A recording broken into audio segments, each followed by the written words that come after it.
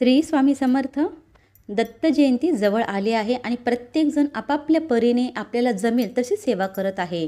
काही जण मोठ्या सेवा करत आहेत तर आपल्याला असं वाटतं की मी ही सेवा करू शकत नाही, मला वेळच नाही, कामाला जायला लागतं, घरात लहान मूल आहेत, मग मी काय करणार. काही जणांना वाचायला येत नाही, त्यांना खूप इच्छा असते की खरंच मी ही सेवा करायला पाहिजे, पण वाचायला येत नसल्यामुळे तीसुद्धा सेवा करत नाही. मग अशा वेळेतनं आपल्या मनामध्ये वेगवेगळे विचार येतात की आता काय करणार, कसं करणार. आजच्या व्हिडिओमध्ये मी तुम्ही कोणकोणत्या सेवा करू शकता. तुम्हाला वाचायला येत नसेल, टाईम मिळत नसेल तर आणखीन कोणत्या सेवा आहेत ज्या तुम्ही करू शकता हे सांगणार आहेत. तर सर्वात अगोदर आपण पाहूया की मंदिरामध्ये कोणकोणत्या सेवा होतात. तर पहा, मंदिरामध्ये दत्त मंदिर आहे किंवा चे मंदिर आहे तर तिथे तुम्ही जाऊ शकता. तिथेसुद्धा खूप सेवा असतात, जसं की गुरुचरित्राचे पारायण, स्वामी चरित्राचे पारायण, नामस्मरण, प्रहर, अशा वेगवेगळ्या सेवा तुम्हाला तिथे असतात. जर तुम्हाला घरी सेवा करायला जमत नसेल, तुम्ही पूर्ण जे काही नियम आहेत ते पाळू शकत नाहीत, तर मग अशा वेळेस काहीच नियम तुम्हाला पाळायचे आहेत जे तुम्ही मठामध्ये जाऊन करू शकता.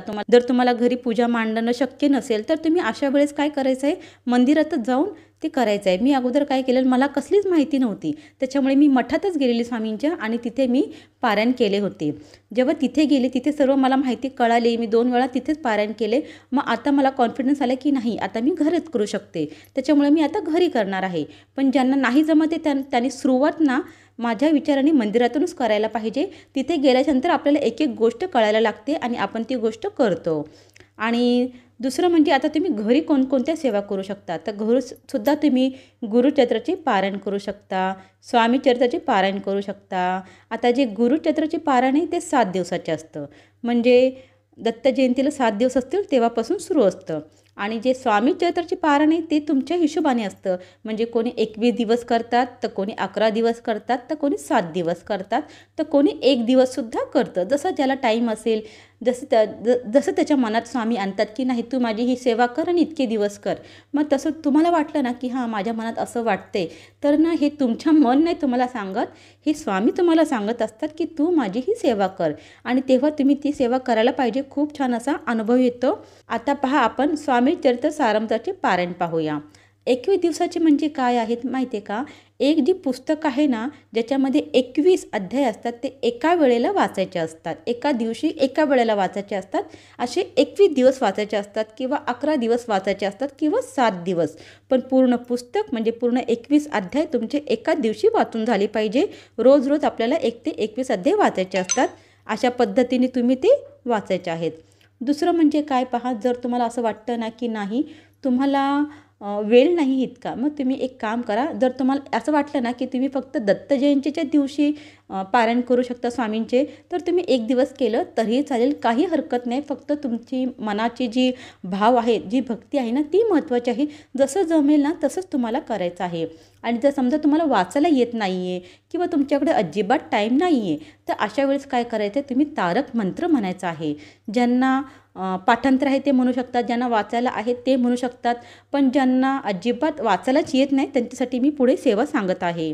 तर पहा, जे तारक मंत्र आहे ना ते तुम्ही 1 वेळ बोलू शकता किंवा 11 वेळ बोलू शकता किंवा 21 वेळा बोलू शकता.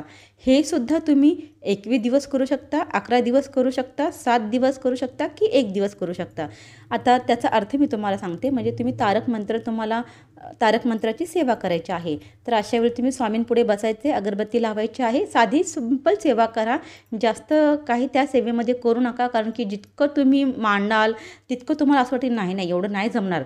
मग असं काहीच नाही, फक्त सेवा ही मनोभावे तुम्हाला करायची आहे.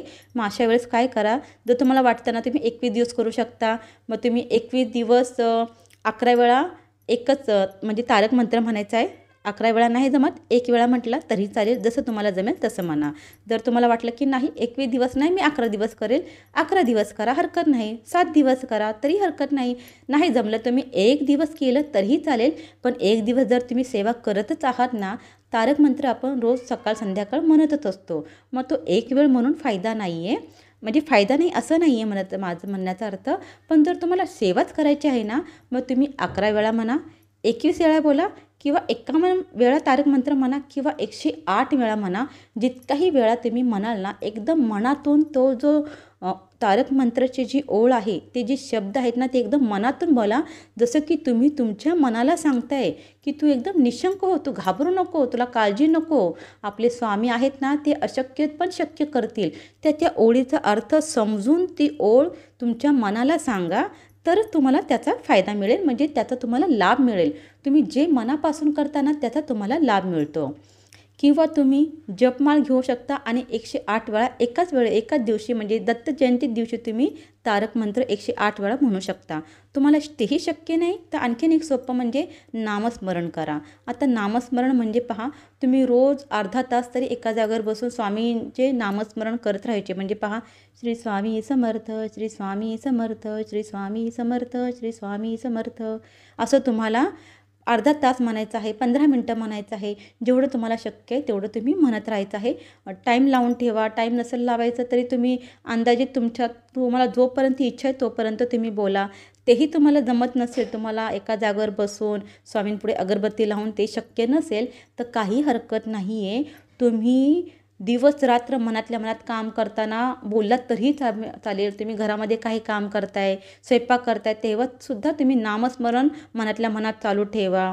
तुम्ही बाहेर कामाला गेलेला आहात, तिथेसुद्धा तुम्ही मनातल्या मनात नामस्मरण करू शकता. नामस्मरण जरी केलं ना, तरी तुमची खूप सारी कामे जे अशक्य आहेत ना, ती एका सेकंदामध्ये झालेली तुम्हाला अनुभवसुद्धा येईल. कारण की मला खूप असे अनुभव आलेले आहेत, जे मी तुम्हाला यापूर्वी शेअरसुद्धा केलेले आहेत.